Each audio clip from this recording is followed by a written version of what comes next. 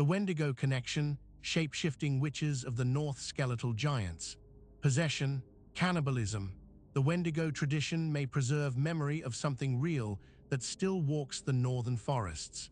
Long before European contact, across the vast expanse of the northern Great Lakes, the Canadian Shield, and the Hudson Bay region, Algonquian-speaking peoples maintained detailed oral traditions about one of the most dangerous supernatural entities documented in North American indigenous knowledge systems. The Wendigo, a being of winter, starvation, and insatiable consumption, represents not merely folklore, but a thoroughly documented phenomenon that spans centuries of recorded observation and continues to inform spiritual practice in indigenous communities today. What makes the Wendigo tradition particularly significant to contemporary paranormal research is its structural parallel to Skinwalker accounts from the Southwest, suggesting that independent cultures separated by thousands of miles may have preserved memory of the same category of anomalous phenomenon. The earliest European documentation of Wendigo traditions appears in the Jesuit Relations, missionary records from the 17th century compiled as Jesuit priests attempted to understand and eventually replace indigenous spiritual systems across the Great Lakes region. These accounts, though filtered through a European Christian interpretive framework that often misunderstood or deliberately reframed what was being described, preserve physical descriptions and encounter narratives that remain remarkably consistent with oral traditions documented centuries later. The Jesuits recorded indigenous testimony describing the Wendigo as an enormous skeletal being associated with supernatural cold, possessed of an appetite that could never be satisfied, and capable of either appearing as a distinct entity or possessing human beings, and transforming them into something no longer recognizably human. The consistency of physical description across independent Algonquian communities separated by hundreds of miles represents one of the most striking features of the Wendigo tradition. Witnesses describe a creature of enormous size, far larger than any natural animal, with a gaunt skeletal frame that appears emaciated despite its massive scale. The being radiates cold even in summer, and its voice manifests as a howling wind that precedes its physical appearance. The eyes glow with unnatural light, and the creature moves with predatory intelligence rather than animal instinct. These details appear in accounts from Ojibwe, Cree, Innu, and other Algonquian peoples whose territories span an area larger than Western Europe. Yet the core description remains fundamentally unchanged. What distinguishes the Wendigo from simple monster folklore is the documented connection between the entity and human transformation. In the traditional framework, the Wendigo exists in multiple states: as an external entity that hunts humans, as a possessing force that enters a human being and begins transforming them from within, and as the end result of that transformation when a human being has been completely converted into Wendigo form. The trigger for transformation, in the vast majority of documented accounts, involves cannibalism during periods of extreme famine. The act of consuming human flesh to survive starvation opens the individual to Wendigo possession and begins an irreversible process of spiritual and physical metamorphosis. The symptoms of Wendigo possession, as recorded in ethnographic literature and oral testimony, follow a consistent pattern. The affected individual begins displaying obsessive thoughts about consuming human flesh, even when other food remains available. Normal human emotional affect diminishes or disappears entirely. The person becomes progressively disoriented, speaking of intense cold and insatiable hunger regardless of external temperature or recent meals.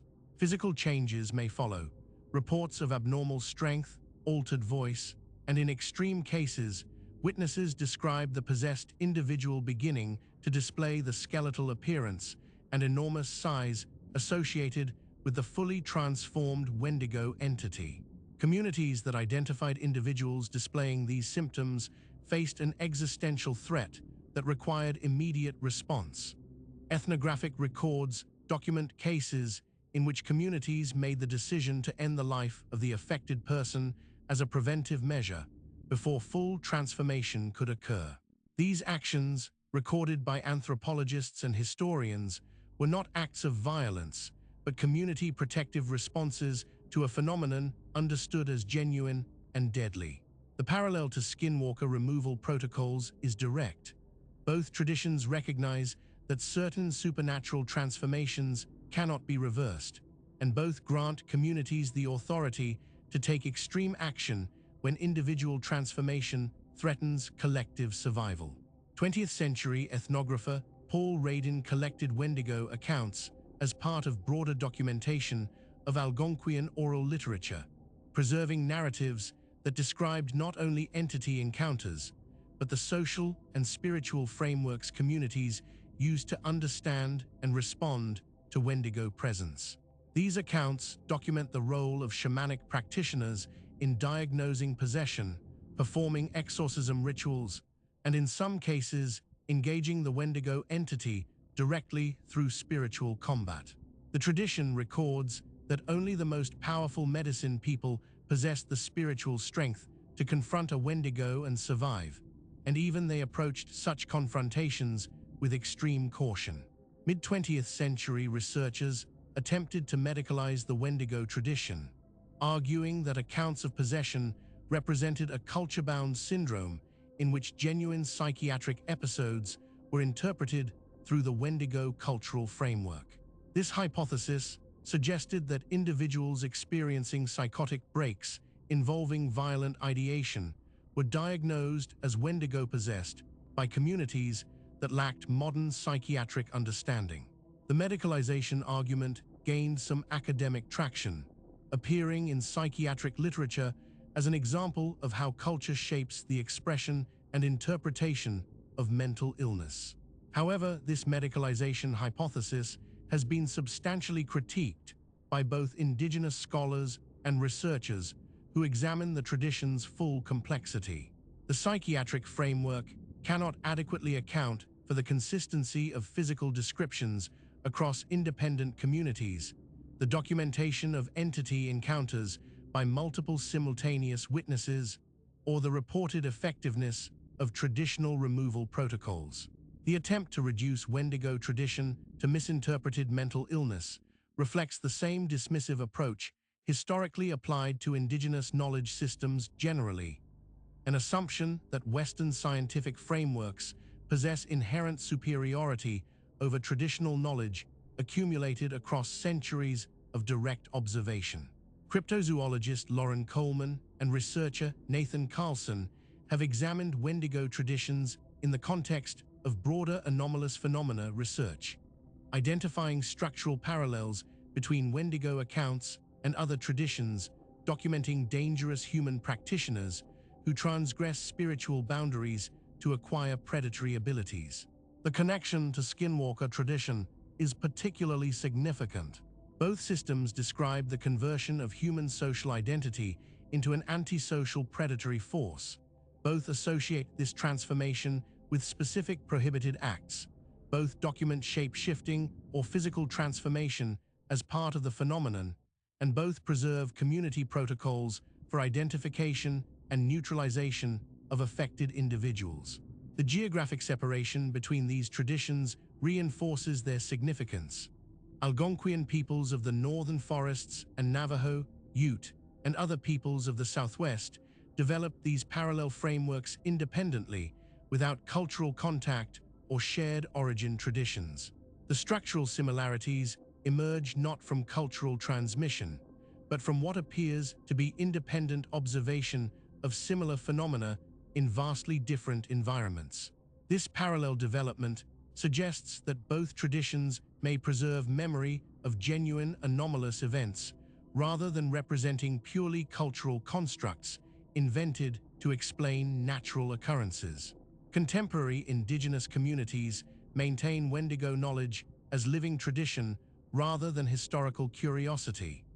Elders continue to teach the warning signs of Wendigo presence and possession, and traditional spiritual practitioners preserve the protocols for protection and removal.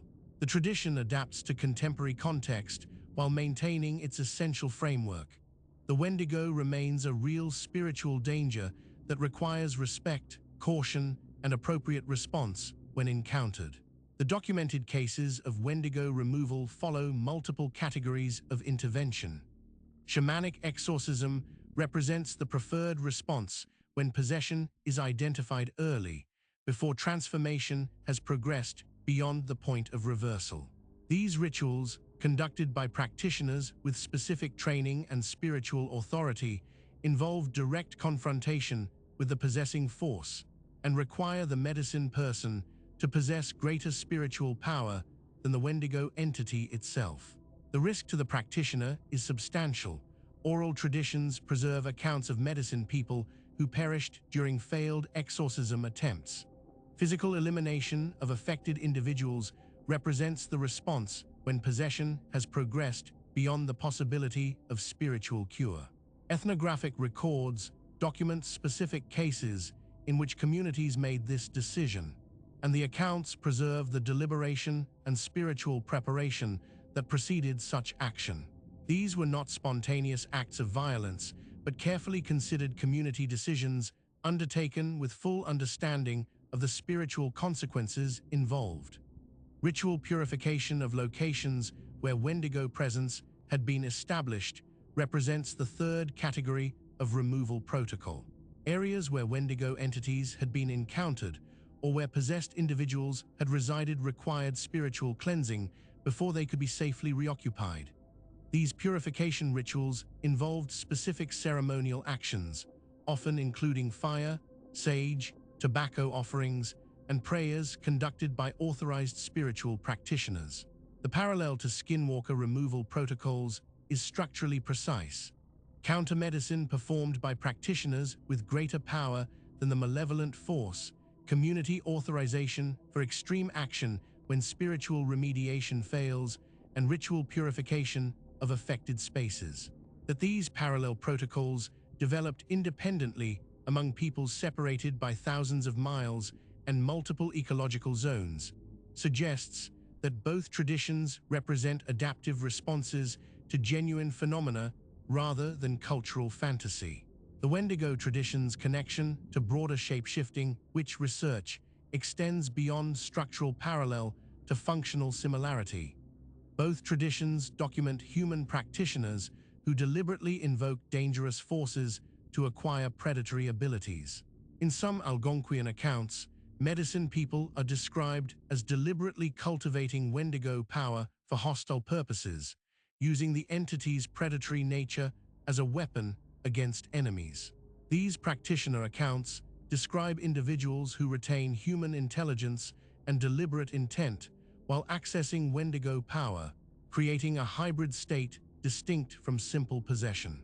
This practitioner category directly parallels Skinwalker accounts of Navajo witches who use forbidden knowledge to acquire shape-shifting ability and supernatural power for malevolent purposes. In both traditions, the practitioner begins as fully human, transgresses specific spiritual boundaries through prohibited acts, and emerges transformed into something that retains human intelligence while operating outside human social and moral frameworks. The transformation is permanent and irreversible, and the transformed individual becomes a threat to community survival that requires specialized knowledge to counter. The implications for paranormal research are profound.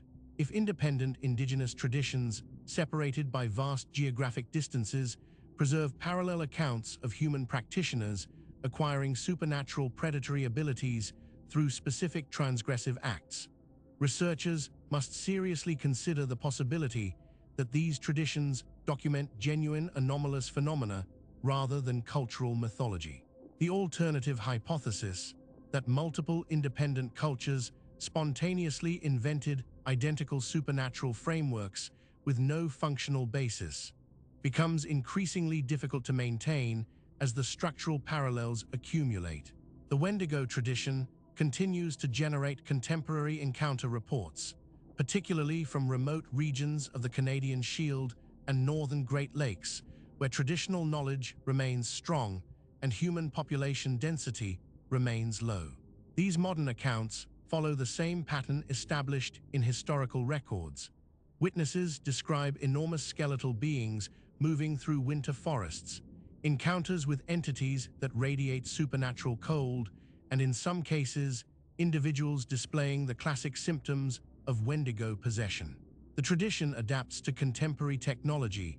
Witnesses now photograph tracks, record audio of the characteristic howling, and document encounters using modern communication tools.